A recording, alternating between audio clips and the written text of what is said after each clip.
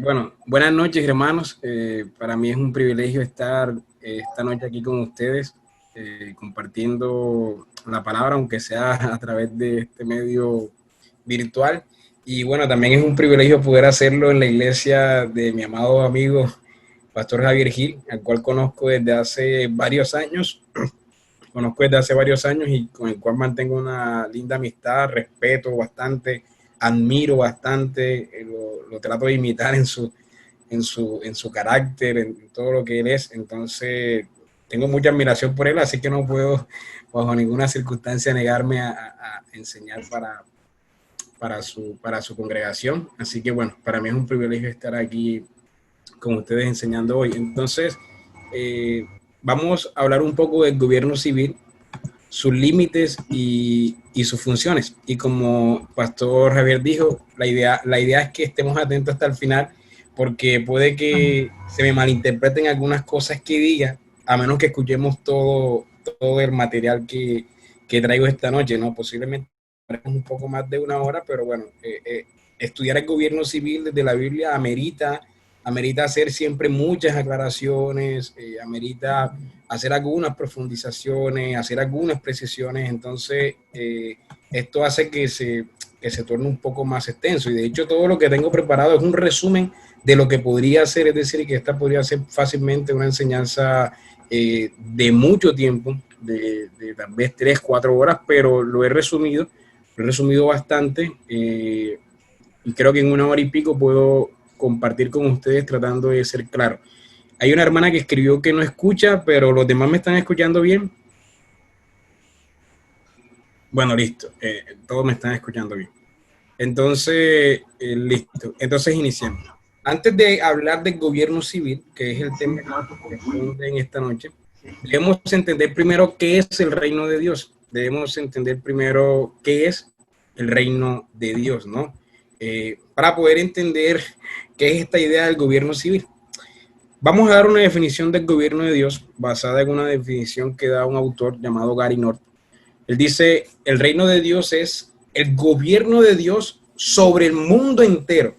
Es decir, noten que él no está diciendo que el reino de Dios es el gobierno de Dios sobre la iglesia, como muchos creen, sino que el reino de Dios es el gobierno de Dios sobre el mundo entero bajo la ley de Dios, es decir, bajo su palabra. Dios gobierna bajo su ley. Otra definición es, el reino de Dios es la civilización de Dios.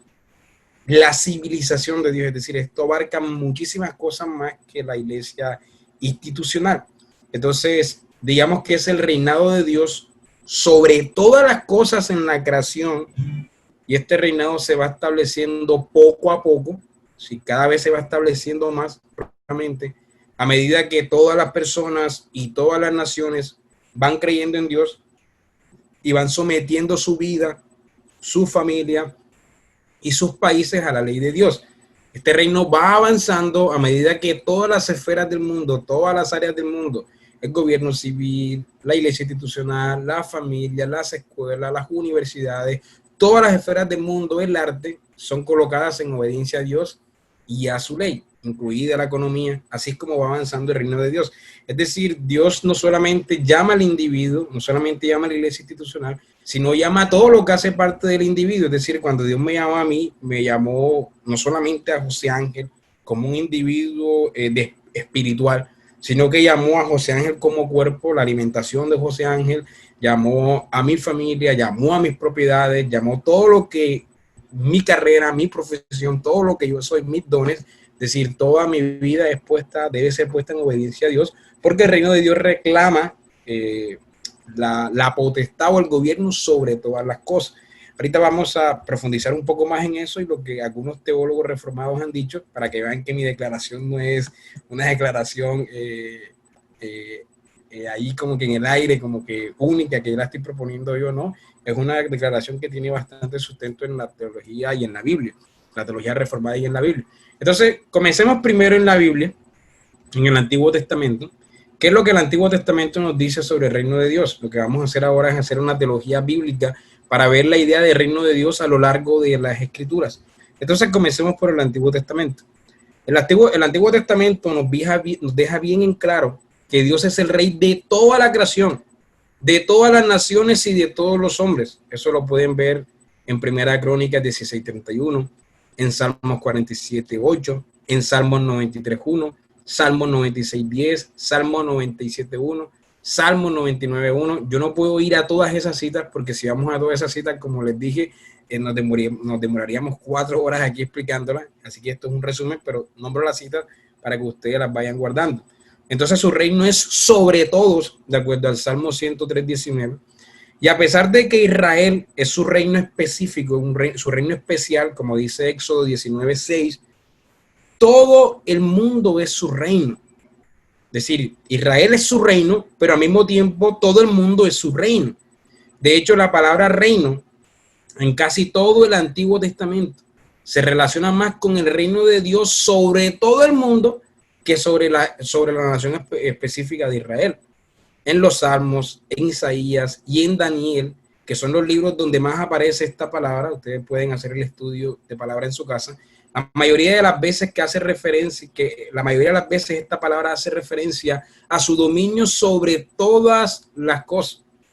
Por ejemplo, primera de Salmo 24:1 dice, de Jehová es la tierra y su plenitud, el mundo y los que en él habitan, todo es suyo. Y esta idea también se repite en Primera de Corintios 10:26, porque el Señor es la tierra y su plenitud. Pablo reafirma esta idea en sus escritos.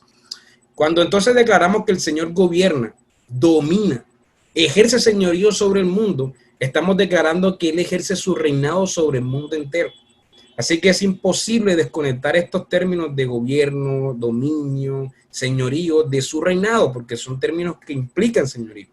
Solamente un rey ejerce dominio, solamente un rey ejerce señorío y solamente un rey ejerce gobierno. Es decir, que no solamente debemos relacionar con el reino de Dios los versículos que hablan del reino de Dios, o sea, que usan específicamente la palabra reino, sino que debemos relacionar de Dios los versículos que hablan de gobierno, de dominio, de señorío. Todos esos versículos tienen que ver con el reino de Dios y nos encontraremos con innumerables de esos versículos en el Antiguo Testamento. Nabucodonosor, ustedes conocen la historia en Daniel, él declara que el reino de Dios está por encima de su propio reino y sobre todos los reinos y sobre todos los habitantes de la tierra. Ustedes conocen el famoso pasaje en Daniel 4, versículos 34 y 37, donde él dice que todos los habitantes de la tierra son considerados como nada y que él hace según su voluntad en el ejército del cielo, en el cielo, en la tierra y en todo. Y recordemos que Nabucodonosor no era un rey judío, era un rey pagano y está reconociendo el reinado de nuestro Dios por encima del suyo y por encima de todos los reinos del mundo. Nabucodonosor específicamente nos dice que el propósito de su disciplina, de su propia disciplina, y la razón por la que Nabucodonosor nos está narrando lo que le había pasado, era porque todos los habitantes de la tierra, todos los habitantes de la tierra conocieran quién es el rey que domina sobre el reino de los hombres. Él específicamente dice que ese es su propósito. Entonces podemos saber y concluir por todo el Antiguo Testamento, bajo este breve resumen que hemos hecho, que Dios es el rey del mundo entero, que el mundo entero es su reino y al mismo tiempo Él reina sobre Israel de forma especial. ¿Qué significa esto? Que el reino de Dios es sobre todo el mundo, pero es también especial sobre los herederos del reino.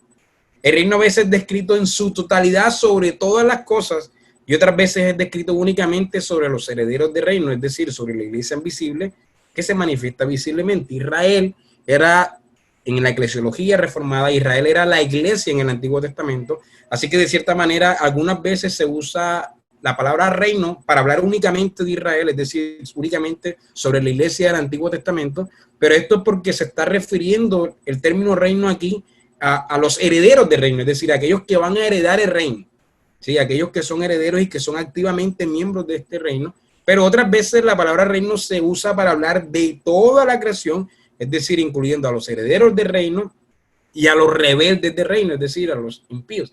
Y lo mismo veremos en el Nuevo Testamento, solamente que ya no se habla de reino sobre Israel, sobre la iglesia del Antiguo Testamento, sino sobre la iglesia universal del Nuevo Testamento, del que hacen parte todas las naciones, incluyéndonos a nosotros. Pero no se puede perder de vista este hecho, porque esto que hemos dicho será crucial para entender la doctrina del reino de Dios en el Nuevo Testamento. Ahora, en el Antiguo Testamento hay una promesa. El Antiguo Testamento nos promete a un rey y a un reino. O sea, nos está hablando ahora específicamente de un rey que viene, de un reino que va a establecer él, aunque ya Dios es el rey de toda la creación. ¿Sí? Se dice que será un descendiente de David, según Samuel 7:12. Se le promete, se promete que todas las naciones le van a servir, es decir, no solamente Israel, sino que todas las naciones le van a servir y que él tendrá dominio sobre todas ellas. Eso está en Daniel, capítulo 7, versículo 13 al 14. Se dice que él dará este reino, él, el que viene, el Mesías que viene, dará este reino a los suyos, es decir, a los herederos del reino para su administración. Eso está en Daniel 7, versículo 18, versículos 22 y 27. Se dice que este reino será un reino de justicia. Cuando venga el reino será un reino de justicia. Isaías capítulo 2, versículos 1 al 4, Isaías capítulo 11, Isaías capítulo 32, versículos 1 al 8. Y no debemos entender que este reino de justicia solamente se dará en la consumación de este reino, es decir, en el futuro, sino que desde el nacimiento del Mesías vendrá su justicia. Eso es lo que vemos en Isaías, capítulo 9, versículo 1 al 7. Y esto es confirmado cuando él resucitó. Recordemos las palabras cuando él resucitó en Mateo, capítulo 28, versículos 18 y 20, que dice: toda potestad me es dada en el cielo y en la tierra. Es decir, todo el dominio, todo el gobierno me es dado sobre toda la creación. El cielo y la tierra se usan aquí como figuras donde se muestran los extremos. Esto es una figura judía, se llama merismo. Se usan los extremos para significar todo, el cielo y la tierra. También se nos dice que él ascendió a los cielos en el Salmo 110:1, y en ese Salmo 110:1 se nos dice que cuando él ascienda al cielo, dijo el Señor a mi Señor, dice ese Salmo: siéntate a mi diestra hasta que ponga a todos tus enemigos por estrado de tus pies. Entonces, cuando él asciende al cielo y se sienta, entonces ya comienza el dominio y el gobierno sobre el mundo. Es decir, no debemos esperar que este reino de justicia ocurra únicamente cuando él vuelva en el futuro, sino que desde ya está presente este reino de justicia y por supuesto será confirmado en el futuro. Así que este rey es Jesucristo, ¿sí? Bueno, eso está claro por Hechos 12:36, Hechos 10:36, Romanos 14:9, Filipenses 2, versículos 5 al 11.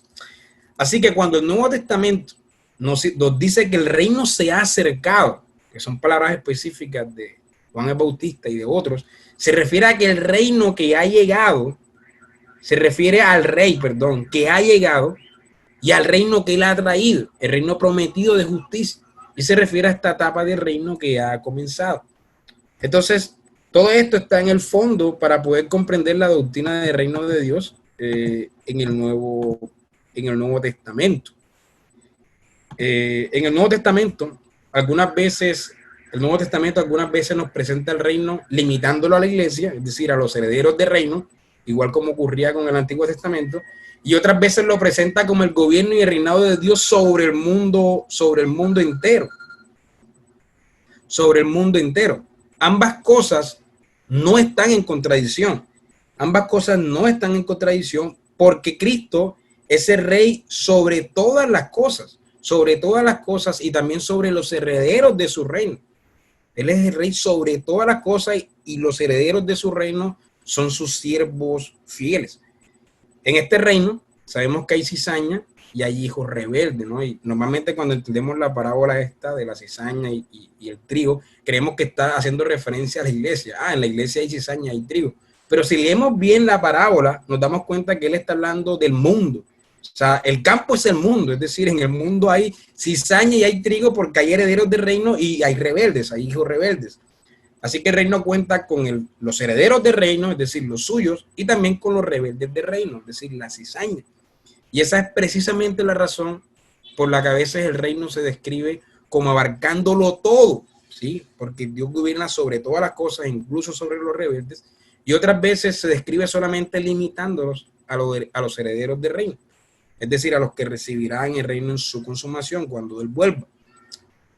Esto es igual que lo que vimos en el Antiguo Testamento. Se dice que el reino ya está presente, Mateo 3, capítulo 2, capítulo 4, capítulo 3, versículo 2, capítulo 4, versículo 17, capítulo 10, versículo 7. También se dice que este reino está viniendo, por ejemplo, en Mateo capítulo 6, 10, que se nos dice que oremos, venga tu reino. O sea, si el reino ya vino, pero también se nos manda a orar que venga su reino. O sea, que poco a poco el reino está viniendo a medida que estamos orando. Y también se nos dice que el reino vendrá a futuro cuando Cristo venga. Entonces tenemos tres etapas del reino. El reino vino, el reino está viniendo y el reino vendrá. Es lo mismo que decir que el reino ya está establecido, el reino se está estableciendo poco a poco y el reino será completamente consumado al futuro. Así que cuando yo estoy diciendo que el reino será consumado, estoy pensando en el futuro cuando Cristo vuelva, pero no negando que ya el reino está viniendo poco a poco y que el reino ya vino. Es decir, tenemos que tener la doctrina del reino toda junta. Así que, sintetizando esta idea, Cristo reina sobre todas las cosas aquí y ahora en estos momentos, incluso sobre los impíos rebeldes de su reino, sobre los ateos, sobre los que se oponen a su reino, sobre aquellos que hostilmente se oponen a él. Cristo reina sobre todo, pero de forma especial, él reina sobre sus escogidos, es decir, sobre sus herederos, los que heredarán el reino, es decir, en la consumación de en el futuro. Pero este reino está presente, está viniendo y vendrá. Recordemos el versículo nuevamente de Mateo 28, 18, 19. Cristo dice, y acercándose Jesús, le habló diciendo, toda autoridad, toda potestad, todo dominio me ha sido dado en el cielo y en la tierra. Y pues, y hacer discípulos a todas las naciones. Es decir, la razón por la que vamos a todas las naciones a ser discípulos es porque todas las naciones le pertenecen. La razón por la que podemos ir con toda confianza a cada nación a ser discípulos es porque Él gobierna sobre todas ellas. Eso es lo que básicamente es la idea de este mandato. Primera de Corintios, capítulo 15, versículo 24, dice esto. Entonces vendrá el fin, cuando Él entregue el reino al Dios y Padre, después que haya abolido todo dominio y toda autoridad y todo poder. Si vemos el pasaje nos está diciendo que cuando sea el fin, o sea, cuando Él vuelva, cuando Él entrega el reino, es decir, que cuando Él vuelva no es que Él va a reinar, como creen los premileniares históricos, que creen que cuando Cristo vuelva, Cristo va a establecer un reino de 1000 años. No, o sea, cuando Él vuelva, Él entrega el reino, es decir, que Él ya está reinando, pero Él volverá cuando haya suprimido todo dominio y toda autoridad y todo poder. Dice, porque preciso es que Él reine hasta que haya puesto a todos sus enemigos debajo de sus pies. Es decir, Él está reinando en este momento y está conquistando a sus enemigos. Y nos dice, y el postrer enemigo que será destruido es la muerte. Porque Dios ha puesto todo en sujeción bajo sus pies, pero cuando dice todas las cosas le están sujetas, es evidente que se sitúa aquel que ha sometido a Él todas las cosas. Y cuando todo haya sido sometido a Él, entonces también el Hijo mismo se sujetará a aquel que sujetó a Él todas las cosas para que Dios sea todo en todo. Eso, el último enemigo que será vencido es la muerte. ¿Por qué? Porque cuando Él vuelva habrá la resurrección. Entonces, cuando todos resucitemos, la muerte será vencida y podremos decir, ¿dónde estaba muerte tu aguijón? La muerte ha sido vencida. Y ese es el último enemigo que será vencido. Es decir, que cuando Él vuelva, Él está reinando sobre todas las cosas y está venciendo a todos sus enemigos. Y por último, vencerá a la muerte en la resurrección de todos sus hijos. Así que concluimos entonces que el reino de Dios, bíblicamente hablando, es el gobierno y el dominio de Dios sobre toda la creación y sobre todos los individuos, incluyendo sus enemigos, bajo su ley y bajo su palabra. Esto es, en resumen, lo que las escrituras nos dicen sobre lo que es el reino de Dios, pero podemos ir a los documentos históricos nuestros, es decir, a los documentos históricos que nosotros como iglesia presbiteriana tenemos. Por ejemplo, el Catecismo Mayor de Westminster, en la pregunta 191, dice, ¿qué es lo que pedimos en la segunda petición? Y bueno, nombro nuestros documentos históricos para que vean que esta no es una doctrina nueva, sino que es algo que han creído nuestros antepasados. La pregunta 191 dice, ¿qué es lo que pedimos en la segunda petición? Bueno, ¿cuál es la segunda petición? La segunda petición es, venga tu reino. Esa es la segunda petición. Entonces, el catecismo responde, en la segunda petición que dice, venga a nosotros tu reino, reconociendo que nosotros y toda la humanidad por naturaleza está bajo el dominio de pecado y de Satanás, pedimos que el reino del pecado y de Satanás sea destruido y que el evangelio se propague por todo el mundo, que los judíos sean llamados, que la plenitud de los gentiles sean introducidos al reino, que la iglesia sea dotada de todos los oficiales y ordenanzas del evangelio y que sea purificada de la corrupción, protegida y sostenida por la autoridad civil, para que las ordenanzas de Cristo sean administradas con pureza y sean eficaces para la conversión de aquellos que aún están en sus pecados y para la confirmación, consolación y edificación de quienes ya son convertidos, para que en el presente Cristo gobierne en nuestros corazones y apresure el tiempo de su segunda venida y nuestro reinado con Él sea para siempre, y para que Él pueda agradarse en ejercer el reinado de su poder en todo el mundo como mejor conduzca a estos fines. Es decir, nuestros documentos históricos reconocen que ella está reinando en este momento y que pedimos que venga su reino para que siga, para que cada vez se establezca o se haga más visible su reino sobre el mundo. Eso es lo que decía Juan Calvino, que cuando pedimos venga tu reino, estamos pidiendo que se haga visible cada vez más su reino sobre el mundo, porque ya su reino está presente. Simplemente que la idea es que se hagan más visibles. Así que venga tu reino significa que se haga visible el reino de Dios cada vez más entre nosotros.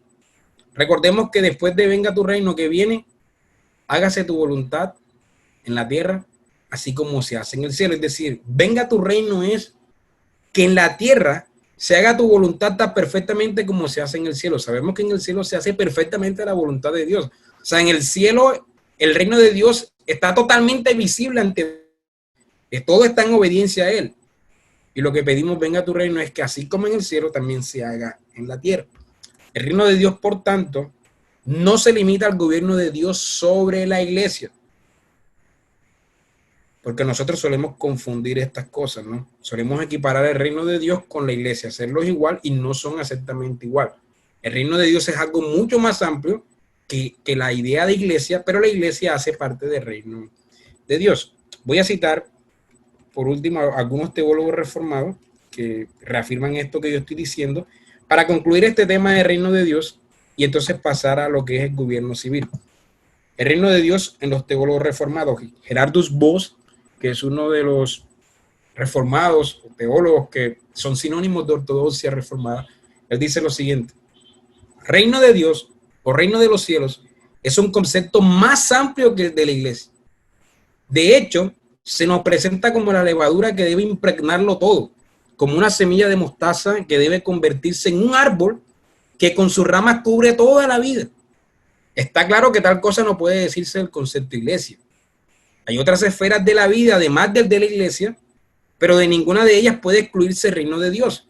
El reino de Dios reclama su presencia en la ciencia, en el arte, en todos los terrenos.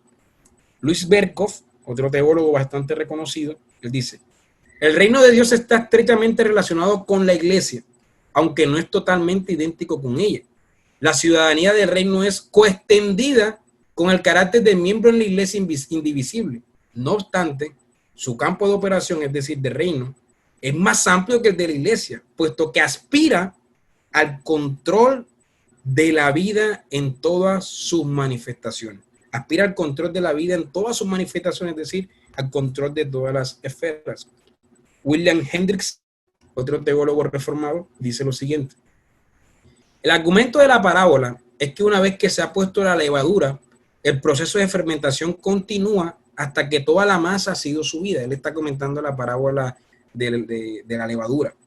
Así también los ciudadanos del reino exigen que cada esfera de la vida contribuya a su parte plena de servicio, honor y gloria a aquel que es Rey de Reyes y Señor de Señores. Mientras tanto, su propósito no es solamente llegar al cielo cuando muera, o solamente ser un instrumento en las manos de Dios para conducir a otros al cielo, sino en todo lugar, nuestro propósito, en todo lugar, llevar todo pensamiento de cualquier especie a la sumisión y a la armonía con la mente y la voluntad de Cristo, como dice el pasaje de 2 Corintios 10:5, llevando todo pensamiento cautivo a los pies de Cristo. Esto es exigir que no solamente toda lengua, no solamente las lenguas, sino también toda esfera de la vida le ensalce, es decir, le adore. No solamente hay que alcanzar las mentes y los corazones de los hombres, sin distinción de raza o nacionalidad, sino que hay que alcanzar toda esfera de la vida. Toda esfera de la vida debe ser ganada para aquel que es Rey de Reyes y Señor de Señores. Y un último teólogo que voy a citar es Gresham Machen, que también es sinónimo de ortodoxia, es el fundador del seminario Westminster y el fundador de la OPC, de la Iglesia Presbiteriana Ortodoxa en los Estados Unidos.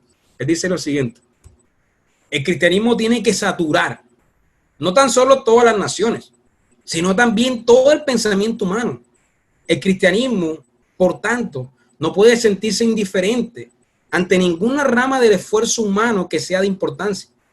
Es preciso que ésta sea puesta en contacto de alguna forma con el Evangelio. Es preciso estudiarla, sea para demostrar que es falsa o sea para utilizarla en activar el reino de Dios. El reino debe ser promovido, no solo en ganar a todo hombre para Cristo, sino en ganar al hombre entero. El cristiano no puede sentirse satisfecho en tanto que alguna actividad humana se encuentre en oposición al cristianismo o desconectada totalmente del mismo. Bueno, ¿por qué yo he hecho toda esta introducción? Para dejarles claro algo. Nosotros no podemos fragmentar nuestros pensamientos. Es decir, no podemos ser cristianos en la iglesia y tener un pensamiento pagano en otras esferas de pensamiento. Soy cristiano en la iglesia, pero soy, no sé, marxista en economía. Soy cristiano en la iglesia, pero mi visión política es de tal autor. Soy cristiano en la iglesia y en mi familia, pero mi visión de la educación es de X autor. Soy cristiano en la iglesia, pero mi visión de la mente es de Freud, ¿no? Más bien nuestra visión cristiana debe saturar todo el pensamiento, de tal manera que nosotros desde la Biblia y desde nuestra visión cristiana debemos comenzar a construir una visión política, una visión del derecho, una visión de la educación, del arte, etcétera, desde la Biblia. Es decir, nosotros debemos definir o redimir más bien cada una de estas áreas desde la Biblia. ¿Qué es lo que dice la Biblia del derecho? ¿Qué es lo que dice la Biblia de la economía? ¿Qué es lo que dice la Biblia de la política, la educación, del arte? Porque recordemos que el reino de Dios abarca todas las cosas y no podemos redimir estas áreas si no tenemos claro lo que la Biblia nos da los principios para ellas. Es decir, no podemos ser cristianos por un lado y paganos por otro lado. O sea, el reino de Dios exige toda nuestra vida, todo nuestro pensamiento, todas nuestras profesiones. Entonces, ¿qué es lo que hacen los cristianos que no están llamados a ser pastores? Bueno, tomar sus profesiones, tomar sus vocaciones y ponerla a los pies de Cristo y tratar de redimir esa área del pensamiento. Así que, en este sentido, nosotros debemos preguntarnos, ¿qué dice la Biblia del gobierno civil? ¿Sí?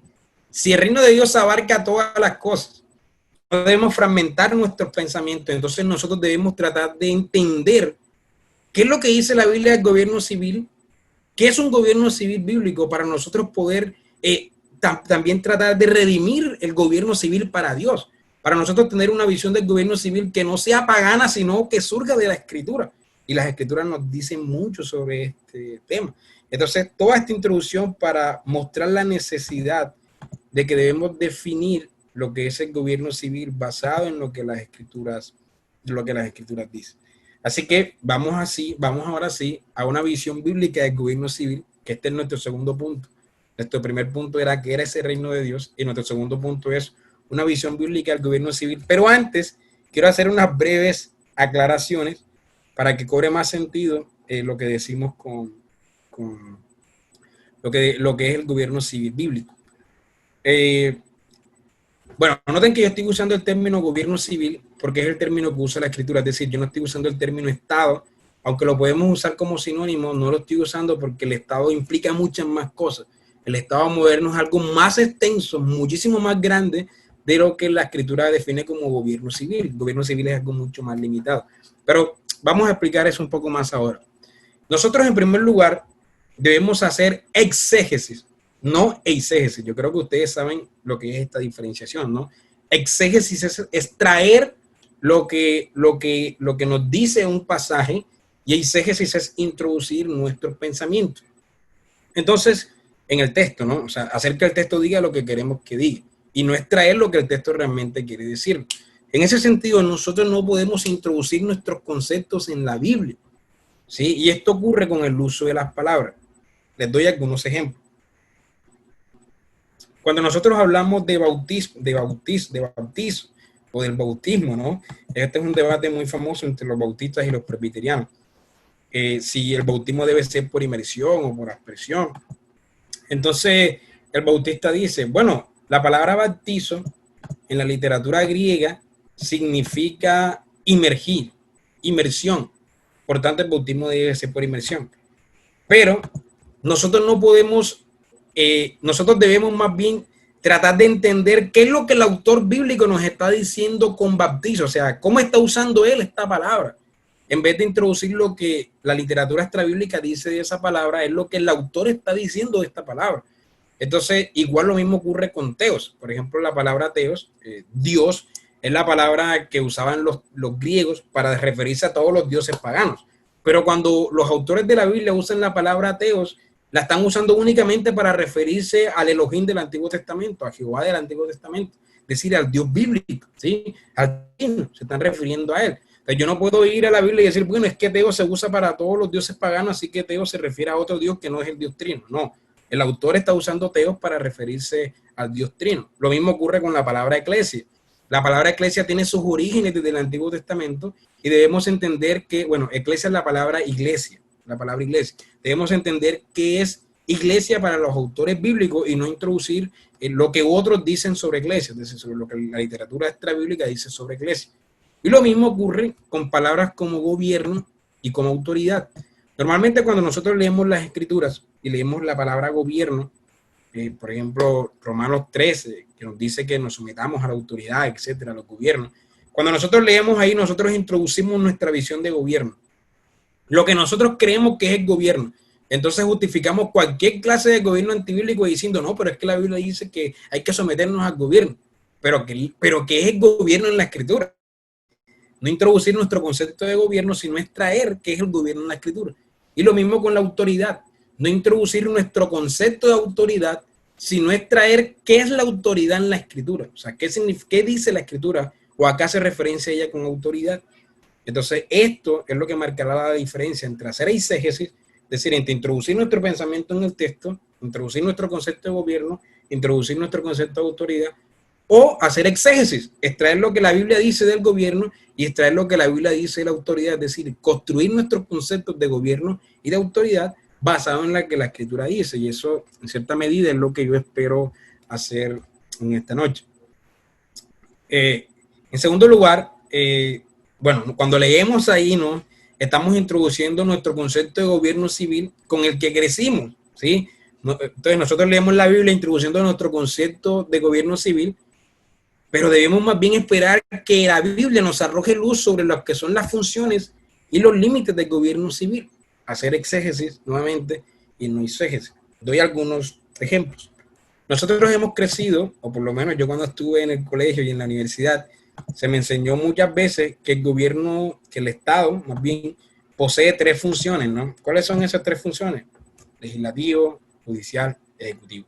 Y todos nosotros hemos crecido con ese pensamiento, pero la pregunta es, estos tres poderes que tiene el Estado le permite hacer leyes, juzgar y, bueno, y administrar todos nuestros recursos y el Ejecutivo le permite administrar todos nuestros recursos y otras cosas, ¿no? Pero la pregunta es, desde la Escritura, ¿un gobierno civil posee estos tres poderes? ¿O posee alguno o no posee ninguno? O sea, ¿qué es lo que dice la Escritura de lo que es el gobierno civil? Entonces aquí vemos que no podemos introducir la idea de tres poderes en la Escritura, sino nuestro gobierno de tres poderes allí, sino extraer lo que la Biblia dice de cuáles son los poderes que realmente la Escritura le da al gobierno civil. Nosotros, por ejemplo, hemos crecido diciendo que el modelo correcto de gobierno es la democracia, pero, por ejemplo, la democracia significa la soberanía del pueblo, ¿sí? Pero desde la Escritura, el pueblo es soberano, pero desde la Escritura el pueblo no es soberano porque el pueblo es pecador. Desde la Escritura el único soberano es Dios, ¿sí? Voz populis Deis, la voz de Dios es la voz del pueblo, no la voz del pueblo no es la voz de Dios. Porque la voz del pueblo es la voz del pecado, el pueblo es pecador, la voz de Dios es la palabra, ¿sí? Entonces, nuestro concepto a veces de gobierno, de democracia, el pueblo soberano o el Estado es soberano, tiene el control sobre todas las cosas. La pregunta ¿es esto bíblico? La Escritura define que el gobierno civil es soberano o que el pueblo es soberano, o quién es soberano en la Escritura. Por otra parte, nosotros creemos que el Estado y el hombre son como fuente de ley. O sea, el Estado debe decir qué es lo que es bueno y qué es lo que es malo. ¿Sí? El Estado tiene su poder legislativo y él mismo es fuente de ley, de su propia ley, basado en las costumbres, basado en muchas otras cosas, para determinar lo que es bueno y lo que es malo. Desde la Escritura el Estado puede hacer eso. El gobierno civil puede determinar lo que es bueno y lo que es malo, pero nosotros le hemos dado, o sea, hemos creído que es correcto eso y precisamente por eso el gobierno civil hoy dice, bueno, el aborto es bueno o la ideología de género es buena, ¿sí? Porque ellos tienen la facultad para hacer leyes, para determinar lo que es bueno y lo que es malo basado en la costumbre, en el pensamiento del pueblo, etcétera, porque el pueblo es soberano. También hemos crecido con la idea de un gobierno paternalista, es decir, un gobierno que es papá de todos nosotros, un gobierno que nos da educación, nos debe dar salud, nos debe dar vivienda, de hecho debe sostenernos cuando estemos vivos, pensiones, es decir, un gobierno que nos cuida y nos sostiene desde niños hasta la muerte, desde la cuna hasta la tumba, un gobierno paternalista, también intervencionista, que interviene en nuestra economía, interviene en nuestros negocios colocando el impuesto, interviene en nuestras propiedades privadas, por ejemplo, en nuestras casas, nuestra propiedad privada, todos tenemos que pagar impuestos todos los años, es como un arriendo que pagamos todos los años por nuestra propiedad privada, tenemos que pagar impuestos por los carros, o sea, interviene también en nuestras relaciones en nuestras empresas, colocándonos impuestos, colocándonos cuánto debemos de pagar a los empleados, etcétera, o sea, interviene en la economía y también es gigante, abarca todas las cosas. La pregunta es, ¿esta visión del gobierno es bíblica? Eso es lo que encontramos en la escritura, pero eso es lo que nosotros introducimos cuando leemos gobierno en la escritura. Esa visión podríamos resumirla como nada fuera del Estado, nada contra el Estado, todo debe estar dentro del Estado. El Estado se vuelve como el todopoderoso, recibiendo unos poderes mucho más grandes de lo que las escrituras le dan, y eso es lo que muchos han llamado estatismo. Es decir, el Estado es todo. Pero no siempre el gobierno civil fue tan poderoso, tan paternalista, tan intervencionista y tan grande, ¿sí? De hecho, el Estado ha tomado estas funciones desde un gobierno marxista, estas funciones que son socialistas, desde Marx y su manifiesto. Y aunque hoy decimos, bueno, están los capitalistas y los socialistas, los de derecha y los de izquierda, si nosotros analizamos la derecha y la izquierda colombiana, ambos sostienen los mismos puntos paternalistas, intervencionistas y gigantes del Estado, es decir, que ambos tienen una visión de cierta manera marxista del gobierno. Si nosotros leemos a Marx y su manifiesto comunista, nos daremos cuenta de todos los parecidos que hay entre nuestra forma de gobierno civil y lo que Marx decía. Marx se podría resumir de cierta manera su manifiesto en 10 puntos. Voy a leer los 10 puntos y vamos a ver hasta qué punto nuestras naciones sostienen esos 10 puntos de Karl Marx. El primer punto es la abolición de la propiedad privada o las expropiaciones. Aunque aquí no hay expropiaciones como en otras naciones, de cierta manera la propiedad privada sí es afectada por los impuestos a la propiedad. Todos nosotros debemos pagar siempre impuestos a la propiedad y llegará un momento en que si no pagamos impuestos a la propiedad puede dejar de ser nuestra, ¿sí? O es tan grande la deuda que ya no hay, que mejor es entregarle la propiedad al Estado. El segundo punto es la imposición de impuestos fuertemente progresivos, es decir, cada vez los impuestos son más altos. Bueno, sabemos que los impuestos cada vez son más altos. Hace 3 años era del 16%, antes era del 8%, antes era del 4% y cada vez son más altos. O sea, ahora están en 19% y van a subir y cada vez van a subir más porque se está basando en este punto de impuestos fuertemente progresivos. El tercer punto es la abolición de derecho a herencias, a las herencias. Y aunque eso no ocurre en Colombia, ocurre en otras naciones, porque básicamente la idea es que la tierra es del Estado, es decir, el Estado es dueño de la tierra, es dueño de su cielo, es dueño del cielo, es dueño de todo eso. Se supone que el Estado somos todos, pero al mismo tiempo el Estado no somos todos. Es como algo ilógico esto. Y esto es porque ellos creen que la tierra es del Estado y no de Dios. Pero en la Escritura dice que la tierra es de Dios, la plenitud de la tierra es de Dios y se la ha dado al hombre para su administración, pero en la doctrina no cristiana, la doctrina humanista, donde Dios es desechado, la tierra es del Estado. En el cuarto punto es confiscar la propiedad a inmigrantes. Bueno, eso no ocurre aquí, pero sí ocurre en otras naciones. El quinto punto es la centralización del crédito. Es decir, tiene que aparecer un banco central, como ya lo tenemos en Colombia y en todas las naciones, y este banco central es el que debe controlar la economía y controlar los billetes, controlar cuál es el dinero que se intercambia en una nación y de hecho dar valor de cada dinero. Este billete vale, este papel, porque son papeles, este papel vale 50, este papel vale 20. Entonces, todo eso está basado en lo que se conoce un dinero basado en la fe. O sea, nosotros tenemos unos papelitos que tenemos fe en esos papelitos. Pero anteriormente no funcionaba de esa manera porque había una economía basada en lo que la misma gente intercambiaba, sea patrón oro, sea patrón plata, etcétera. Pero la idea de esta es centralizar la economía, o sea, toda la economía depende de la emisión de los billetes del Estado y todos dependemos de la emisión del Banco Central. Eso fue propuesto por Marx y eso es una realidad prácticamente en todas las naciones del mundo.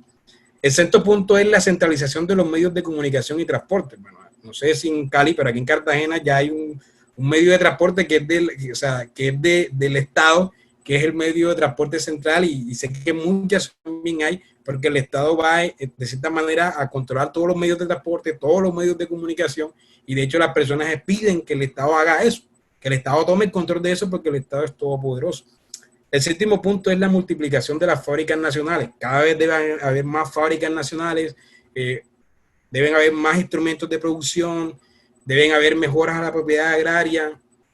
Todo esto conforme un plan comunitario. Cada vez más fábricas nacionales y menos fábricas privadas. Cada vez todo depende más del Estado. Esto es algo que las personas en su inconsciente tienen. Siempre están pidiendo que el Estado tenga más control de empresas, más empresas. Y de hecho, cuando se vende una empresa, el Estado vende una empresa a un ente privado, el escándalo es mayúsculo. Todo esto fue propuesto por Marx. El octavo punto es la distribución igualitaria del trabajo. Esto implica que los más capaces y hábiles, junto con los menos capaces, deben trabajar por igual y recibir lo mismo. Es decir, cada vez los sueldos deben ser más iguales, aunque algunos trabajen más que otros. Entonces, la idea de intervenir, por ejemplo, en la relación del empleador y del empleado y determinar el salario que cada quien debe ganar es esa. La idea de que cada vez se busca más. Reproducir programas Zoom. El noveno punto consiste en combinar la agricultura. Reproducir Zoom en este. Hay una hermana que está hablando. Si puede poner el micrófono en silencio. Y el décimo y último punto consiste en la educación gratis, ¿no? El Estado debe educar a sus ciudadanos en su cosmovisión. Por eso el Estado quiere tener el monopolio de la educación, es decir, el Estado educa a sus ciudadanos para que sus ciudadanos piensen, o sea, para que sus ciudadanos nunca le cuestionen. Y esto es lo que hacían los griegos, educaban a sus ciudadanos para que sus ciudadanos nunca cuestionaran la existencia del Estado griego. Y lo mismo ocurre hoy en día, y de hecho la educación gratis es algo que todas las personas exigen. Hay protestas grandísimas porque las personas quieren educación gratis. Por supuesto, la educación nunca es gratis porque siempre hay alguien que la está pagando y la pagamos todos con nuestros impuestos. Entonces, el punto de resumir estos 10 puntos es para que veamos qué tan marxista es nuestra visión del gobierno. Y la pregunta ¿es esto lo que vemos en la escritura? ¿La escritura provee un gobierno así o nuestro concepto de gobierno civil no es cristiano en realidad? No está basado en la escritura, sino que está basado en lo que aprendimos en la universidad, bajo la educación del Estado, que nos dice lo que debemos creer, o está basado en la escritura. Entonces, cuando nosotros estamos estudiando la Biblia y leemos gobierno civil, autoridad, introducimos todo este concepto de lo que creemos del gobierno allí, ¿sí? Y no entendemos lo que realmente es un gobierno civil desde la escritura. Una última aclaración es que el gobierno civil y la iglesia como instituciones deben estar separadas, ¿sí? Eso fue un principio que introdujo la Reforma Protestante, deben estar separados. Así como reyes y sacerdotes estaban separados en el Antiguo Testamento. Reyes estaban por un lado, los sacerdotes estaban por otro lado, pero ninguno estaba separado de Dios. Los reyes estaban de cara a Dios y los sacerdotes estaban de cara a Dios. Entonces, como el gobierno civil y la iglesia deben estar separados, esto no significa que deban estar separados de Dios. No pueden estar separados de Dios porque Dios gobierna sobre todas las cosas. El gobierno civil debe ser un siervo, un instrumento de Dios. Entonces, esto no viola en ningún momento la laicidad, porque la laicidad tiene que ver con que el Estado no tome favoritismo de una religión, pero el Estado no puede ser sin confesión. O sea, debe tener una confesión. En este momento tiene una confesión humanista, pero debe tener una confesión y nosotros creemos que debe ser la cristiana. Entonces, iglesia y Estado y gobierno civil deben estar separados, pero ellos no pueden estar separados de Dios. Es lo que un teólogo reformado bastante conocido, Abraham Kuyper, llamaba la soberanía de las esferas. Abraham Kuyper hacía una división de esferas en la sociedad. Decía que estaba la esfera del gobierno civil, la esfera del gobierno eclesial, la esfera de la familia y la esfera del individuo. Y él decía que cada una de estas esferas era independiente de la otra, pero todas estaban de cara a Dios. La familia no podía tomar control del gobierno o de la iglesia, pero la familia estaba de cara a Dios. El gobierno no podía tomar control de la familia, o sea, más allá del que debe, ni de la iglesia, ni del individuo, pero está de cara a Dios. Y la iglesia no puede tomar control ni del gobierno, ni de la familia, pero está de cara a Dios. Cada una de estas esferas tiene sus límites dados en la Escritura y tiene sus funciones dadas en las Escrituras y no pueden sobrepasar esa autoridad. Cuando eso ocurre, ocurren distorsiones. Por ejemplo, antes de la era moderna, teníamos a la Iglesia Católica que gobernaba prácticamente todo el mundo, ¿no? Entonces, eso es lo que se conoce como la eclesiocracia, porque la visión del gobierno del reino de Dios de los católicos romanos es que el reino de Dios se limita a la iglesia. Y como el reino de Dios se limita a la iglesia, y la iglesia está llamada a tener el control, el reino de Dios, perdón, está llamado a tener el control de todas las esferas, eso quiere decir que la iglesia está llamada a tener el control de todas las esferas. Entonces el Papa de Roma, el Papa de la Iglesia Católica, era la cabeza del mundo entero. Y eso es lo que se conoce como la eclesiocracia. Todos los gobiernos civiles estaban en dependencia al Papa o a la iglesia. Todo dependía de la iglesia. La iglesia tomaba funciones para sí que no le corresponden. Pero esto es por equiparar a la iglesia con el gobierno civil. Porque cuando nosotros equiparamos a la iglesia, con el reino de Dios, cuando nosotros equiparamos a la iglesia con el reino de Dios, ocurren dos errores. Por un lado está la eclesiocracia, es decir, la iglesia creyendo que debe dominar al mundo entero como iglesia, como institución eclesial. Esto es la eclesiocracia, gobierna el mundo entero porque el reino de Dios debe controlar todas las cosas. Esto es un error. Y el otro error es el escapismo, es decir, bueno, ya que el reino de Dios no tiene nada que ver con el mundo, entonces nos apartamos del mundo, nos encerramos en nuestras cuatro paredes de la iglesia y nos escapamos del mundo. El mundo no tiene nada que ver con nosotros porque el mundo es del diablo y la iglesia es de Dios. Entonces no tenemos que relacionarnos con el mundo ni redimirlo. Eso es cuando equiparamos el reino de Dios con la iglesia. Pero cuando entendemos que el reino de Dios abarca todas las cosas, entonces entendemos que todos nosotros somos siervos del reino de Dios y no solamente pertenecemos a la iglesia, sino que todas las cosas deben ser colocadas en obediencia a Dios bajo lo que la Biblia dice de esas cosas. Entonces la eclesiocracia ocurre cuando la iglesia toma el control de todas las esferas, o sea, se pone por encima de todas las esferas. Una vez terminada la eclesiocracia, con la era moderna llegó los estados modernos y ahora tenemos el estatismo, es decir, el Estado se pone por encima de la iglesia y por encima de todas las demás instituciones y reclama la soberanía de todas las cosas. Lo que vemos hoy con el Estado es lo que veíamos con la iglesia antes de la era moderna, la eclesiocracia, y ahora tenemos el estatismo. Y otro extremo es el patriarcalismo, cuando la familia toma el control de todas las cosas. Se llama patriarcalismo, entonces debemos evitar todos esos extremos, eclesiocracia, el estatismo y el patriarcalismo, porque cada esfera en la escritura tiene sus funciones y sus límites bien definidos y ninguna esfera debe tomar el control de otra esfera. Entonces, aunque la iglesia como institución y el Estado deben estar separados y ambos de cara a Dios, la iglesia, que somos nosotros también como individuos, debemos buscar poner cada institución y esfera del mundo de cara a Dios. Me explico mejor. La iglesia en la escritura es definida como la institución y también es definida como nosotros, es decir, yo soy la iglesia, ustedes son la iglesia. Entonces, la iglesia como institución debe estar separada del gobierno civil, ¿sí? Pero la iglesia como individuo, es decir, tú y yo, debemos redimir todas las cosas para Dios. Entre eso, si alguno de nosotros está llamado al gobierno civil, debe redimir el gobierno civil para Dios como iglesia, pero como iglesia individual, no como institución eclesial, ¿no? Eso es lo que trato de decir, espero que se haya entendido. Entonces, mis hermanos, ¿cuáles son las funciones del gobierno civil entonces? ¿Cuáles son las funciones del gobierno civil? Ahora sí, ¿qué es lo que dice la escritura del gobierno civil? Y me perdonan todo este tiempo que me tomé, pero todo esto es necesario para poder comprender lo que quiero decir. Las funciones del gobierno civil, de jueces y reyes, nosotros vemos que en el Antiguo Testamento hay dos formas de gobierno que ocurren en Israel. Primero es el gobierno de jueces y luego el gobierno de reyes, ¿no? Entonces, lo que vemos en la Escritura, en el Pentateuco específicamente, es que Dios da la ley. Es decir, Dios no dice al hombre, sean legisladores, hagan la ley. No, Dios da la ley, Dios revela la ley.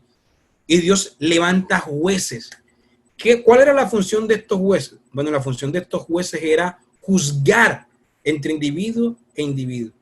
Todos los individuos estaban de cara a la ley que Dios había revelado, y cuando algún individuo violaba la ley, entonces inmediatamente un juez debía juzgar y sentenciar. Es decir, que de acuerdo a lo que vemos en el Pentateuco, y eso lo vemos en todo el Pentateuco, pero no podemos leer el Pentateuco ahora, es que las funciones que vemos es que el Estado o el gobierno civil es un juez que juzga y da la sentencia, pero también lleva la espada, es decir, castiga al malo. Eso es la función que vemos, es decir, la función judicial y la función de castigar, juzga, sentencia y lleva la espada. Y esto es confirmado en Romanos, vamos a Romanos, capítulo 12, versículo 19. Romanos capítulo 12, versículo 19, porque lo que hace Romanos no es otra cosa, lo que hace el apóstol Pablo no es otra cosa que confirmarnos esa visión de un gobierno civil que es juez, que da la sentencia y que lleva la espada, es decir, que castiga. Eso es lo que hace Pablo, es una función que el gobierno civil tiene. Romanos capítulo 12, versículo 19, y seguimos leyendo hasta el capítulo 13. Dice: no os venguéis vosotros mismos, amados míos, sino dejar lugar para la ira de Dios. Es decir, ninguno de ustedes se tome la venganza o el castigo por mano propia. No hagan eso. Dejar lugar a la ira de Dios, pero además Dios ha dejado un instrumento, una institución que se encarga de esto. Porque escrito está: mía es la venganza, yo pagaré, dice el Señor. Así que si tu amigo tuviere hambre, tú como individuo dale de comer. Si tuviere sed, dale de beber. Pues haciendo esto, aguas de fuego amontonarás sobre su cabeza.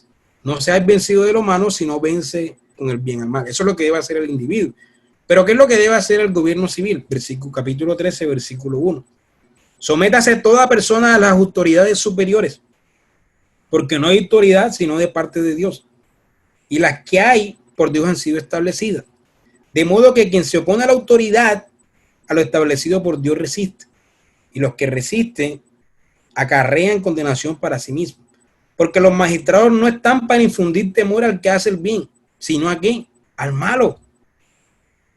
¿Quieres pues no temer a la autoridad? Haz lo bueno y tendrás alabanza de ella, porque es servidor de Dios para tu bien. Aquí la palabra servidor es diácono. Él es diácono de Dios para tu bien, siervo de Dios. Pero si haces lo malo, teme, porque no en vano lleva la espada, porque es servidor de Dios, nuevamente, es diácono de Dios, vengador para castigar al que hace el malo, por lo cual es necesario estarle sujeto, no solamente por razón de castigo, sino también por causa de la conciencia. Pues por esto pagáis también los tributos, porque son servidores de Dios que atienden continuamente a esto mismo. Pagad a todos los que debéis, al que tributo, al que impuesto, al que respeto, al que honra. Entonces, noten lo que dice aquí. Dice que el Estado que es un siervo de Dios, es un diácono de Dios. O sea, la visión nuestra del gobierno civil es que es un siervo de Dios. Y como siervo de Dios debe procurar someterse a lo que Dios dice en su palabra y en su ley y obedecer a Dios, ¿no? Como siervo suyo. ¿Y cuál es su función de acuerdo a lo que dice Pablo aquí? Castigar al malo. Castigar al que hace mal, no al que hace el bien, sino al que hace mal, castigarlo, porque no en vano lleva la espada. Esa básicamente es la misma función que le da el Antiguo Testamento. Restringir el mal castigando al que hace el mal. ¿Y qué es el mal? ¿Quién es el que hace el mal? El que viola la ley. El que viola la ley de Dios. Entonces, el Estado tiene esa función, el gobierno civil tiene esa función, y es la única función, mis hermanos, que vemos en la Biblia. No hay otra función. La única función que vemos en la Biblia, yo quisiera tener una lista aquí de funciones, pero es que no las hay.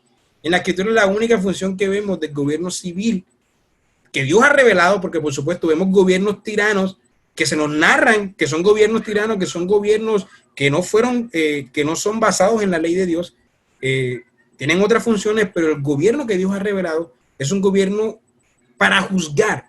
Tienen una función de jueces. Juzgan caso y caso entre individuo y entre individuo, dan la sentencia basados en lo que Dios también ha revelado y por supuesto castiguen, llevan la espada para castigar al malo, es decir, restringen la maldad. Las demás funciones que se dan hoy en día, paternalistas, el Estado que da educación, que da salud, que da vivienda, o sea, todo esto que da pensiones, eso no lo vemos en la Escritura. Estos estados extralimitan sus funciones dadas por Dios. El Estado no es legislador, porque Dios es su fuente de ley. Dios es su fuente de ley. Él debe basarse en Dios como su fuente de ley. Las leyes que hagan deben estar basadas en lo que Dios ha revelado en su palabra. Él no tiene facultades ejecutivas para intervenir en todo lo que le pertenece a los individuos. No puede hacer eso. La Escritura no le da esa potestad. La única autoridad que él tiene para intervenir en los individuos es cuando los individuos hacen el mal, no cuando hacen el bien.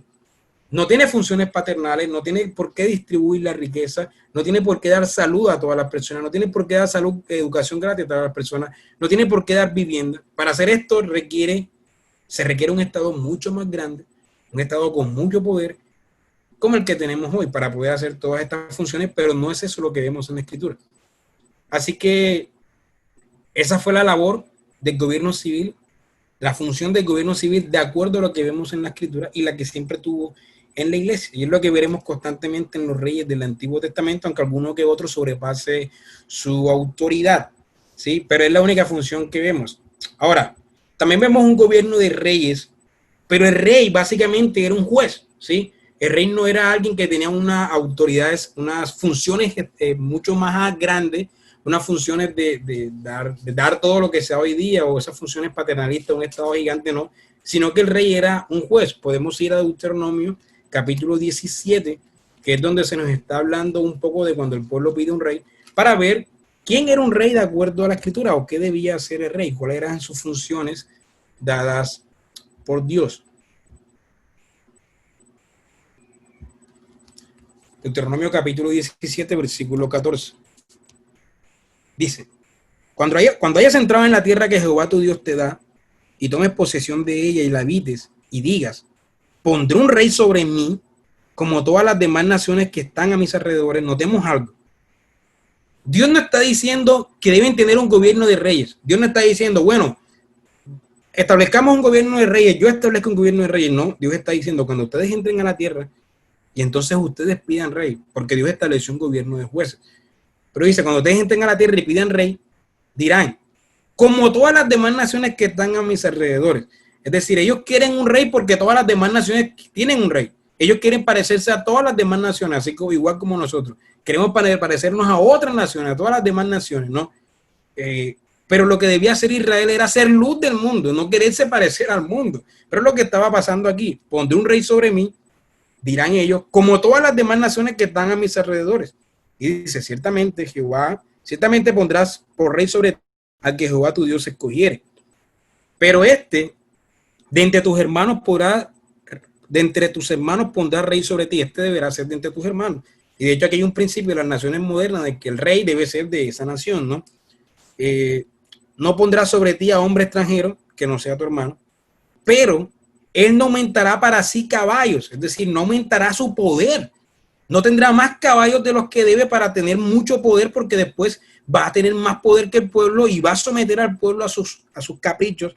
Él no podrá tomar para sí muchos caballos, ni tampoco volver al pueblo a Egipto con el fin de aumentar caballos, porque Jehová os ha dicho, nunca volváis nunca por ese camino, no volváis nunca por este camino. Ni tomará para sí muchas mujeres, para que su corazón no se desvíe, así como pasó con Salomón. Ni plata ni oro amontonará para sí en abundancia, no tendrá mucha riqueza, porque todas estas cosas van a pervertir su corazón. La abundancia de caballo, la abundancia de riqueza, tomar la posesión de la gente, quiere más dinero, tomar muchas mujeres, todo esto va a corromper su corazón. Más bien, cuando él se siente sobre el trono de su reino, entonces escribirá, no tomar una copia, sino que él mismo la escribirá para que se la aprenda. Escribirá sobre sí en un libro, en un libro, una copia de esta ley, del original que está al cuidado de los sacerdotes levitas, y lo tendrá consigo, y deberá leer en él todos los días de su vida para que aprenda a temer a Jehová su Dios, para guardar todas las cosas de esta ley y estos estatutos para ponerlos por obras. Es decir, el rey debe estar constantemente meditando en la palabra de Dios para que él sepa qué es lo bueno y qué es lo malo, para que él sepa juzgar entre caso y caso como juez, y para que él no extralimite su poder. No aumente caballo, no aumente para sí mujeres, no aumente para sí riqueza. Dice, para que no, versículo 20, para que no se eleve su corazón sobre sus hermanos, ni se aparte del mandamiento a diestra ni a siniestra. Por esa razón debe permanecer en la ley, a fin de que prolongue sus días de su reino él y sus hijos en medio de Israel. Esta era la función de un rey, era básicamente la misma función de un juez. Y si nosotros, pero por supuesto, el rey era algo que ellos pedían, no era algo que Dios establecía para ellos. Y eso lo podemos confirmar con otro pasaje, donde también se nos habla del rey, en Primera de Samuel capítulo 8, y acá es muchísimo más claro para mostrarnos esa idea. Primera de Samuel capítulo 8. Acompáñenme por favor a ese pasaje.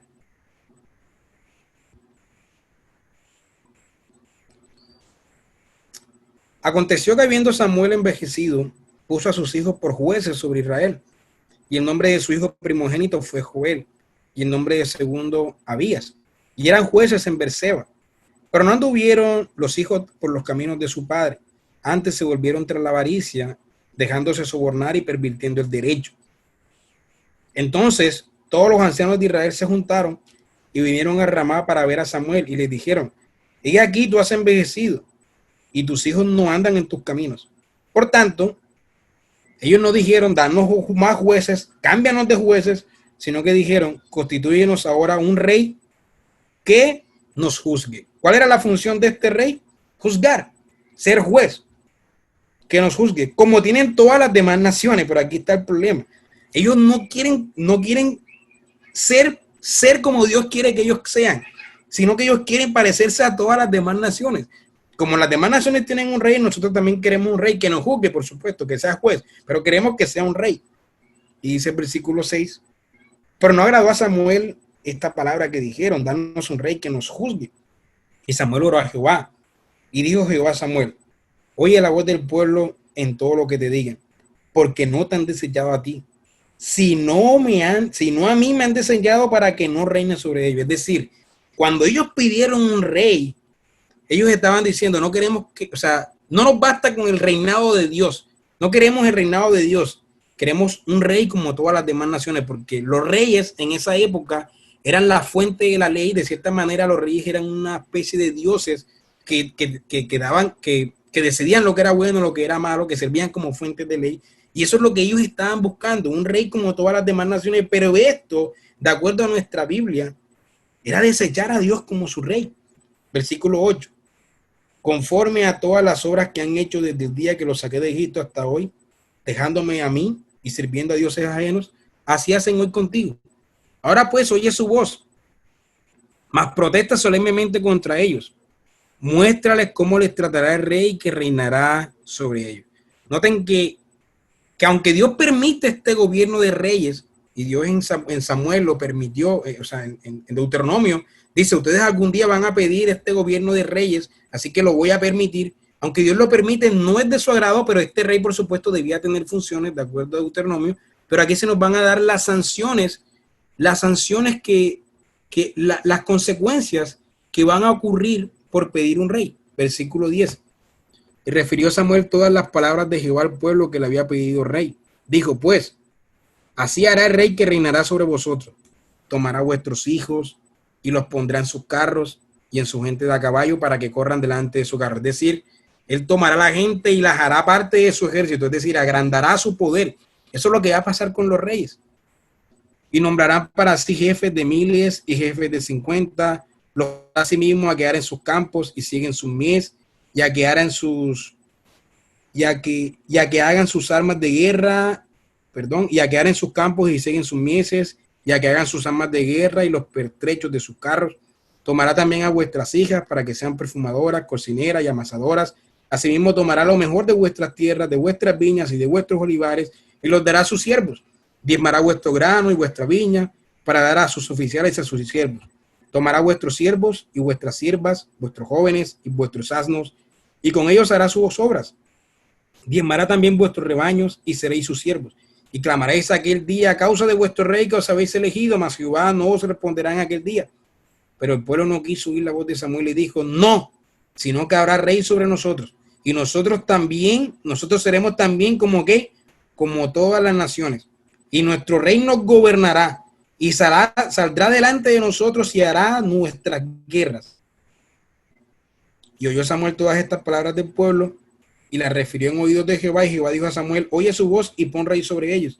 Entonces dijo Samuel a los varones de Israel, idos cada uno a vuestra ciudad. Es decir, básicamente las escrituras nos muestran que Dios no le agradaba esta idea de rey, y que el prototipo de rey es un rey que sea juez, pero que lo que iba a ocurrir es que este rey no iba a ser juez realmente, sino que el rey siempre iba a extralimitar sus poderes, siempre iba a extralimitar sus funciones, y eso iba a ocurrir como un castigo por rechazar a Dios como su rey, ¿sí? Hay algunas personas que dicen, bueno, la época de los jueces no fue buena porque mira que ellos hacían como bien les parecía, cada quien hacía lo que bien le parecía, así que lo mejor es la época de los reyes, pero la época de los reyes terminó peor que la época de los jueces. La época de los reyes terminó en exilio, ¿sí? En exilio. En fin, un gobierno de rey, o sea un gobierno de jueces, o lo que sea, el gobierno civil debe limitarse a sus funciones de jueces y a sus funciones de llevar la espada y de castigar. Lo interesante aquí en teología bíblica es que el rey que ellos rechazaron allí en Samuel es el mismo rey que luego se encarna y que nos salva y que se proclama como rey nuevamente de toda la creación cuando dice toda potestad me ha sido dada. No nos pide que volvamos a la monarquía, no nos pide que volvamos a tener rey, sino que más bien le honremos a él como el único rey de nosotros. Él es el único rey. El rey que rechazaron es el mismo rey que muere y que resucita y que ahora reina sobre nosotros. Entonces, él es nuestro rey, y los gobiernos civiles deben someterse a ese rey y deben limitar sus funciones a lo que la escritura dice. Entonces, los límites del gobierno civil desde la Biblia son sus funciones. Es decir, las funciones que se les dio al gobierno civil, esos son sus mismos límites. Él no puede hacer más de lo que se le ordena, no puede ir en contra de la ley de Dios, sino que debe basarse en la ley de Dios, en la palabra de Dios, toda la Biblia. No puede ponerse por encima y enseñorearse de otras instituciones como la familia y la iglesia, no. Él debe respetar su soberanía, debe respetar sus límites, debe respetar sus funciones. Eso es lo que vemos desde la Biblia. Pero también podemos ver desde la confesión de fe nuestra esta idea de un gobierno civil que se limita a sus funciones de juez y a sus funciones de llevar la espada. Desde la confesión de fe, en la confesión de fe de Westminster, en el capítulo 23 del magistrado civil, dice lo siguiente: Dios, el supremo Señor y Rey de todo el mundo. Noten lo que dice: Dios, el supremo Señor y Rey de todo el mundo, ha instituido a los magistrales civiles para estar sujetos a Él, gobernando al pueblo para la gloria de Dios y el bien público, y con este fin les ha armado con el poder de la espada para la defensa y aliento de los que son buenos y para el castigo de los malhechores. Básicamente la confesión de fe confirma nuestro punto, mostrándonos cuál es la función del gobierno. Debe servir a Dios, debe ser siervo de Dios, debe gobernar para la gloria de Dios y debe llevar la espada para castigar al que hace el mal. El párrafo 3 de la confesión dice lo siguiente: los magistrados civiles no deben tomar para sí la administración de la palabra y de los sacramentos. ¿Por qué? Porque esa no es su función. No deben tomar para sí una función que no se le ha correspondido, una función que hace parte de otra institución. No deben tomar el poder de las llaves del reino de los cielos, ni se entremeterán en los más mínimos asuntos de fe. Sin embargo, como padres cuidadosos, es el deber de los magistrados civiles proteger a la iglesia de nuestro Señor, sin dar preferencia a alguna denominación de cristianos sobre los demás. Aquí está el principio de la laicidad. De tal modo que todas las personas eclesiásticas, cualesquiera que sean, gocen de completa, gratuita e incuestionable libertad para desempeñar cada parte de sus funciones sagradas, sin violencia ni peligro. Y como Jesucristo ha designado un gobierno regular y una disciplina en su iglesia, ninguna ley de Estado alguno debe interferir con ella, estorbar o limitar a los ejercicios de vida entre los miembros voluntarios de algunas denominaciones de cristianos conforme a su propia confesión y creencia. Es el deber de los magistrados civiles proteger a las personas y el buen nombre de todo su pueblo de una manera tan efectiva que no se permita que ninguna persona, sobre pretexto de religión o por incredulidad, cometa alguna indignidad, violencia, abuso o injuria a otra persona cualquiera debiendo procurar además que todas las reuniones eclesiásticas y religiosas se lleven a cabo sin molestia o disturbio. Noten nuevamente la función del gobierno civil. Ser juez, llevar la espada, castigar al malo. Pero ahora la confesión nos dice que no debe extralimitar sus poderes. Y una de esas cosas no extralimitar su poder por sobre la iglesia, ¿sí? Debe tener sus funciones bien definidas. ¿Cuál debe ser entonces la actitud del gobierno civil? Bueno, el gobierno civil debe reconocer que la fuente de la ley es Dios, no el hombre, ¿sí? Dios es la fuente de la ley, no el hombre. Los que han estudiado derecho saben cuáles son las fuentes de la ley, ¿no? Las costumbres, el derecho positivo, la ley natural, pero la fuente de la ley debe ser Dios y no el hombre. No su sentido común, no su idea de progreso, no sus leyes basadas en la sabiduría de hombres, sino las leyes deben estar basadas en la sabiduría de Dios. El gobierno civil debe obedecer a Dios como su siervo, como su diácono, como su fiel siervo, como su fiel diácono. Y el gobierno civil no debe enseñorearse, sino servir. Recordemos lo que dice el Señor Jesucristo, que los reyes de las naciones se señorean de ellas, pero entre vosotros no será así, sino que quiera ser mayor entre ustedes debe servir. Es decir, el gobierno civil es un siervo, no un señor. No debe enseñorearse, sino debe servir. Ahora bien, si yo dejara esta enseñanza aquí, creo que dejaría esto incompleto, porque ustedes dirían, bueno, ¿y qué debemos hacer ahora con toda esta información que nos has dado? ¿Acaso debemos tomar las armas y levantarnos en contra del gobierno civil como si fuéramos guerrilleros? ¿Qué debemos hacer con toda esta información? Bueno, básicamente ese es nuestro tercer punto, cómo debemos vivir, y yo ruego que me tengan un poco más paciencia para poder concluir con todo esto. Estoy haciendo un resumen y estoy escribiendo rápido y me estoy esforzando por ser muy claro. Entonces no puedo dejar la enseñanza aquí, sino debo terminar esta idea de cómo debemos vivir, o sea, qué debemos hacer con toda esta información. En primer lugar, debemos rechazar ese cliché de los cristianos que normalmente dicen, todo rey es puesto por Dios, por tanto debemos someternos a todos los reyes, aunque este sea Hitler, ¿no? Aunque el rey sea Hitler, no se le puede cuestionar porque es puesto por Dios. Y bueno, esa idea de que todo rey puesto por Dios debe ser obedecido, la mayoría estaría de acuerdo con esa idea hasta que se enfrenten a un Hitler. Si es un Hitler, no. Pero eso es un cliché básicamente, que todo rey es puesto por Dios y por tanto debemos someternos a ellos sin condición.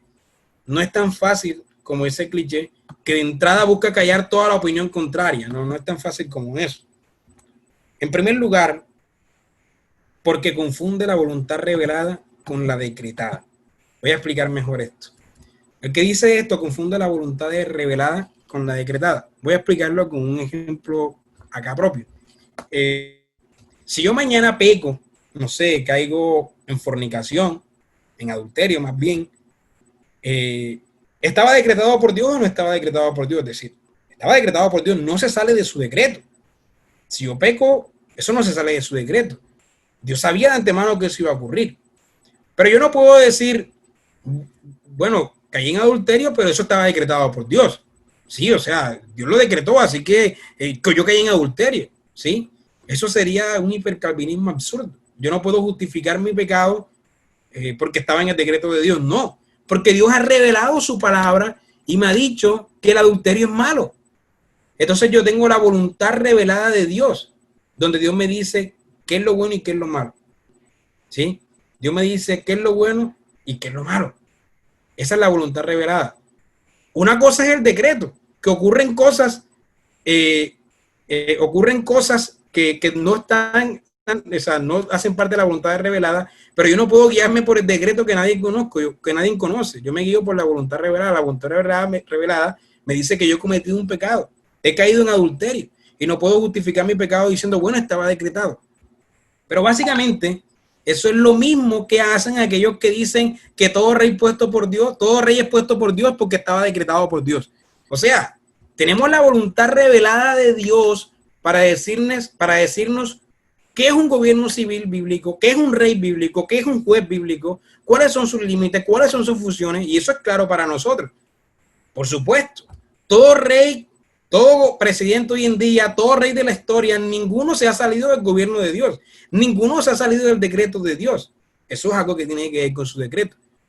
Pero nosotros también somos responsables de acuerdo a la voluntad revelada, para saber lo que es un buen rey y un mal rey, y para hacer como los profetas, exhortar a estos reyes a volver a la obediencia de Dios, a volver a la palabra de Dios. Los profetas no decían, bueno, este rey que acaba de nacer estaba decretado por Dios, así que sencillamente no podemos decirle nada. No, los profetas llamaban a los reyes a que se arrepintieran de sus pecados y creyeran en la palabra y se sometieran a la palabra. Es lo que hacían los profetas. Entonces nosotros debemos entender lo que es la voluntad revelada y decretada. De acuerdo a la voluntad decretada, todo rey estaba bajo el gobierno de Dios. Ninguno se sale de su dominio. Pero tenemos la voluntad revelada, que nos dice lo que es un buen rey y lo que es un mal rey. Así que no es tan fácil como decir, bueno, este rey es puesto por Dios, así que sometámonos a todo lo que dice. No es tan fácil como eso. Debemos entender lo que es un gobierno legítimo y un gobierno ilegítimo. Un gobierno legítimo es un gobierno que es de acuerdo a la palabra de Dios, que cumple sus funciones y no sobrepasa sus límites dados por Dios. Y un gobierno ilegítimo es lo contrario, es decir, no es conforme a la palabra, sobrepasa sus funciones y sus límites dados por Dios. Ahora, el hecho que sea ilegítimo, es decir, el hecho que no sea legítimo, no significa que no deba ser obedecido. Sí debemos obedecer, aunque sea ilegítimo, pero debemos obedecer hasta cierto punto. Nosotros, entonces, no creemos en la revolución, sino en la regeneración. Y cuando normalmente nosotros estamos enseñando este tema que he enseñado hoy, la gente relaciona cualquier declaración de un gobierno ilegítimo como un llamado a la revolución, a la guerrilla. La revolución es un concepto marxista donde la única forma de traer un cambio es a través del caos, ¿sí? A través del levantamiento de las armas, a través de la violencia. Eso es revolución. Revolución es producir un cambio a través del caos. Es lo que hace Marx y es básicamente el pensamiento que encontramos en las personas que están protestando últimamente y que destruyen todas las cosas. Pero ¿por qué destruyen las cosas? No, porque si no destruimos no va a haber un cambio. Si no hacemos caos no va a haber un cambio. Tenemos que ocasionar caos, tenemos que ocasionar violencia para que nos escuchen, para que haya un cambio. Eso es revolución. Eso es marxismo del puro y eso no es cristianismo. Nosotros no somos revolucionarios, no traemos el orden a través del caos. No, nosotros más bien creemos en la regeneración. ¿Qué es la regeneración? Bueno, la regeneración es cristiana y es una obra del Espíritu Santo. Nosotros enseñamos como estoy enseñando yo hoy a ustedes. Y entonces el Espíritu Santo da el convencimiento. Eso es. Enseñamos y el Espíritu Santo da el convencimiento. Enseñamos y exhortamos. Exhortamos al rey, exhortamos al presidente, criticamos, exhortamos a los hombres a que se arrepientan, a los pastores, a todos a que se arrepientan. Pero es Dios quien da el arrepentimiento. Eso es lo que nosotros hacemos. Creemos en la regeneración, es decir, que Dios cambia. La revolución es marxista y es a la fuerza, es a través del caos. La regeneración es cristiana y es una obra del Espíritu Santo y no es a través del caos, sino a través de la enseñanza. Toma más tiempo, por supuesto que toma más tiempo. Lleva siglos, por supuesto que se toma siglos, pero es la obra que hace el Espíritu Santo, no es la nuestra. Nosotros nada más llamamos al arrepentimiento, enseñamos lo que es correcto y es el Espíritu Santo el que obra. Estamos llamados a eso, a la regeneración, más no a la revolución. Así que yo en ningún momento aquí les estoy invitando a una revolución, no. Estoy invitándoles a entender lo que la Escritura dice del gobierno civil, a limpiar nuestra mente de todo lo que hemos recibido de lo que no es un gobierno civil y entonces a enseñar a otros lo que es un gobierno civil y así poco a poco, de piedrita en piedrita, vamos a transformar la sociedad, a producir un cambio de lo que realmente es un gobierno civil. No una revolución, no un caos, no una guerrilla armada que se va al monte para generar caos. No, eso no es cristianismo. Así que en cuanto sea posible, nos dice en la Escritura, nosotros debemos estar en paz con todos los hombres, incluidos por los gobiernos. De hecho, se nos manda a orar por los gobernantes civiles, aun cuando sean malos. Se nos manda a orar ¿para qué? Para que sean sabios, para que sepan gobernar. ¿Sí? Esto quiere decir que se nos manda a orar para que ellos puedan aprender lo que la Escritura dice, para que se arrepientan y para que puedan vivir conforme a la palabra. Debemos reconocer que son ilegítimos, no podemos legitimar lo que es ilegítimo, pero debemos vivir estratégicamente bajo gobiernos ilegítimos. Debemos aprender a vivir estratégicamente, con astucia, bajo gobiernos ilegítimos. Por ejemplo, Cristo nos puede dar ejemplos de cómo vivir en medio de la tiranía. cuando pagó su impuesto, ¿no? Vamos a Mateo capítulo 17, versículo 24, y Cristo nos da ejemplo de cómo vivir en medio de la tiranía. Mateo capítulo 17, versículo 24.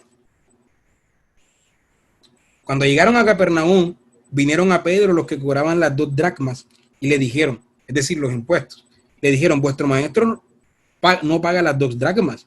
Y él dijo, sí. Y al entrar él en casa, Jesús le habló primero diciendo, noten lo que hizo Jesús, primero enseñó, primero dejó claro lo que es la verdad, dijo, ¿qué te parece, Simón? Los reyes de la tierra, ¿de quiénes cobran los tributos o los impuestos? ¿De sus hijos o de los extraños?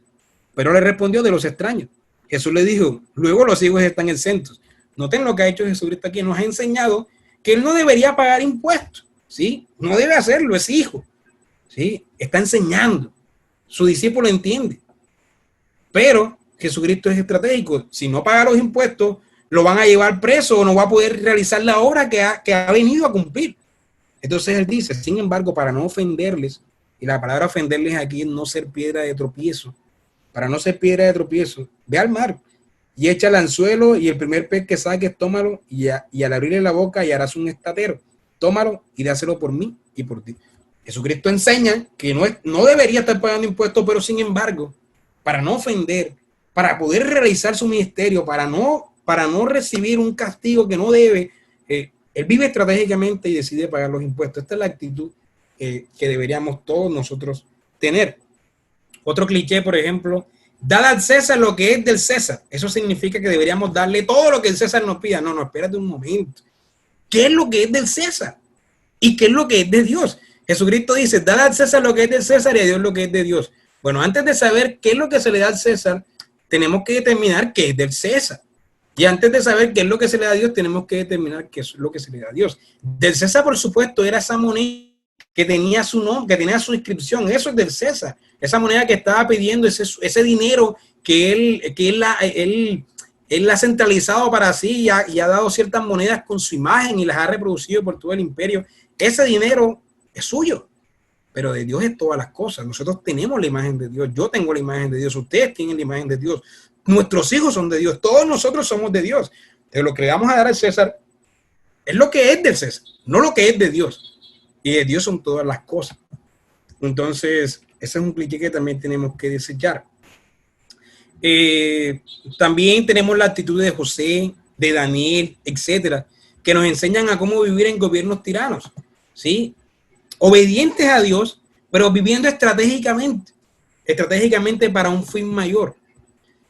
Martín Bucero puede darnos ejemplo. Martín Bucero es un reformador que hablaba mucho sobre esto que estoy diciendo, sobre que debe someterse a la palabra de Dios, debe someterse a la ley, debe ser siervo de Dios. Y James Jordan resume el pensamiento de Bucero de esta manera, que los cristianos en un estado pagano, los cristianos, es decir, nosotros en un estado pagano, deben someterse a los poderes fácticos hasta un momento de reforma. Eso es lo que decía Martín Bucero. ¿Qué significaba eso? Es decir, que vivimos bajo el gobierno ilegítimo, como los que estamos, pero no nos conformamos a este siglo. Más bien renovamos nuestra mente y trabajamos y enseñamos para una reforma del gobierno civil, para que éste sea reformado hasta ser más bíblico. Es decir, no simplemente decimos, bueno, ya el gobierno es así que ya, pues vivamos así hasta que Cristo vuelva y nos vayamos en el rapto. No, o sea, no es simplemente decir eso, sino que nosotros, mientras vivimos en este gobierno ilegítimo, vamos obedeciendo y viviendo estratégicamente, pero vamos trabajando para que este gobierno sea reformado, para que este gobierno sea bíblico, porque vamos redimiendo al gobierno civil y vamos poniendo esta esfera en obediencia a Dios. Recordemos que el reino de Dios abarca todas las cosas, incluidas el gobierno civil. Ahora bien, en Romanos 13, ahorita hace un momento lo leímos que debemos someternos a la autoridad, ¿no? Bueno, no podemos introducir nuestro concepto de autoridad ahí, sino más bien debemos extraer qué significa autoridad. La palabra autoridad ahí, en el original, no hace referencia a una persona, sino al poder o a la institución. Es decir, la autoridad es el poder o la institución, no la persona. es la institución y no necesariamente la persona que está en la posición de autoridad. Por ejemplo, los pastores son autoridad, ¿no? Son autoridad en otra esfera, la esfera. Los padres son autoridad en otra esfera, la esfera familiar. Son autoridad, pero la autoridad es, en este caso, no el pastor Javier Gil, o sea, él es el que está ejerciendo la autoridad, pero la autoridad es el pastorado. Esa es la autoridad puesta por Dios. Los ancianos, los presbíteros. O sea, Dios estableció esa autoridad, la autoridad de los presbíteros, así como Dios estableció la autoridad de los padres, así como Dios estableció la autoridad del gobierno civil. Ahora, las personas que ejercen de autoridad es otra cosa, son los que están ejerciendo la autoridad. Pero la autoridad es el gobierno civil, la autoridad es el pastorado y la autoridad es los padres, ¿no? Esa es la autoridad que hace referencia aquí el pasaje. Es decir, la autoridad es la institución establecida, más no necesariamente la persona que está ejerciendo ese cargo. Así que, si yo me opongo a un pastor, no me estoy oponiendo a la autoridad, porque yo no estoy diciendo que el ministerio pastoral no debe existir, ¿sí? Yo no estoy diciendo que el ministerio pastoral no debería existir, me estoy oponiendo a este pastor porque, no sé, es un Carl Luna o es un Guillermo Maldonado que está distorsionando la palabra y me estoy oponiendo a ese pastor, pero no a la autoridad. No nos estamos oponiendo a nos estamos oponiendo a la persona que está ostentando la autoridad, pero no a la autoridad. No estamos diciendo que los pastores no deberían existir, o sea, la autoridad, sino que tal pastor, que es el que está ejerciendo esa autoridad, no es legítimo por no ejercer su cargo bíblicamente. Así que yo no me estoy oponiendo a la autoridad, sino que me estoy oponiendo a aquel que está ejerciendo esa autoridad. Y básicamente, si entendemos esto, podemos entender mejor Romanos 13. Romanos 13 no nos está diciendo que nos sometamos a Hitler, ¿sí? Nos está diciendo que nos sometamos a la autoridad, es decir, a la institución. Pero no necesariamente esa persona que está en ese cargo es bíblico. Entonces, es una persona legítima y si podemos enseñar en contra de ella, debemos hacerlo. Debemos hacerlo, de hecho. Entonces, en ese sentido, la Escritura no está justificando que nos sometamos a un Hitler. Nos está diciendo que nunca nos opongamos a la autoridad. Es decir, el hecho que este gobernador sea ilegítimo no significa que el gobierno civil sea ilegítimo. El hecho que este pastor sea ilegítimo no significa que el gobierno eclesial sea ilegítimo. Debemos oponernos a la persona, pero no a la autoridad. La autoridad no es absoluta. La autoridad es delegada, es decir, cada esfera tiene una autoridad y cada persona que está ostentando esa autoridad posee una autoridad delegada que no es absoluta, es decir, está sujeta a Dios y por tanto debe ser ejercida en obediencia a Dios. La única autoridad absoluta es únicamente, valga la redundancia, la de Dios. Es la única. Así que no nos debemos oponer a la institución autoridad, sino más bien enseñar sus límites y sus funciones.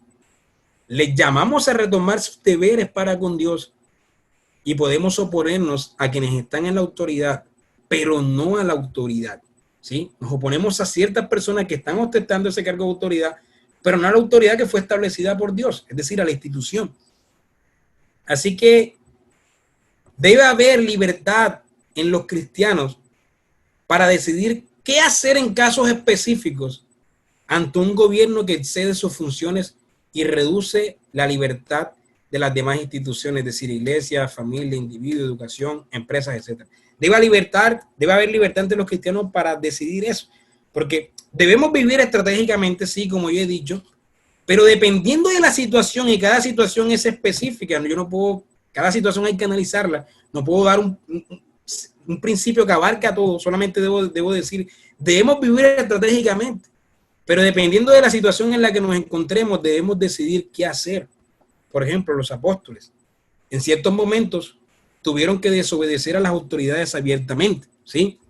Por ejemplo, cuando predicaron sin miedo, se les estaba impidiendo predicar, era una situación en la que no podían vivir y ellos decidieron oponerse abiertamente a la autoridad. Pero otras veces desobedecieron a escondidas. Y otras veces se sometieron con bastante astucia buscando un mayor beneficio para su servicio en el avance del reino de Dios, como por ejemplo cuando Pablo recurrió a su ciudadanía romana. Y no hicieron esto último, es decir, buscar someterse astutamente buscando un mayor beneficio para el avance del reino de Dios, como hizo Cristo. Recordemos que Cristo astutamente se somete, no debe pagar los impuestos, pero lo hace porque está buscando un mayor beneficio para el avance del reino de Dios.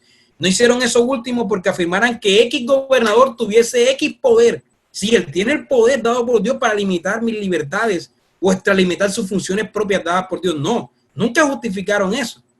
Simplemente se sometieron buscando un mayor beneficio. Es decir, no simplemente decían, es que son autoridades puestas por Dios, así que hay que someternos, sino más bien, así como hizo Cristo con los impuestos, lo hicieron por causa del avance del reino de Dios, sin implicar con esto que X gobernador o X ley era justa y legítima. Lo mismo ocurrió con la iglesia, con la iglesia a lo largo de la historia. Si leemos la historia de la iglesia presbiteriana en Escocia y en otras partes, la historia de los puritanos, la historia de Nueva Inglaterra, la historia de la cristiandad en general, veremos que la iglesia algunas veces desobedeció abiertamente a los gobiernos civiles ilegítimos, incluso hasta un punto de levantarse en armas. Eso ocurrió también. Ciertos aspectos condujeron a eso.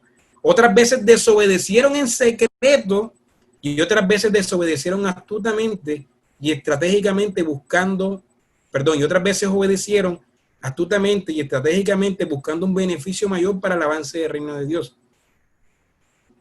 El cómo actuar depende del contexto y las situaciones específicas en que vivían y en que vivimos nosotros.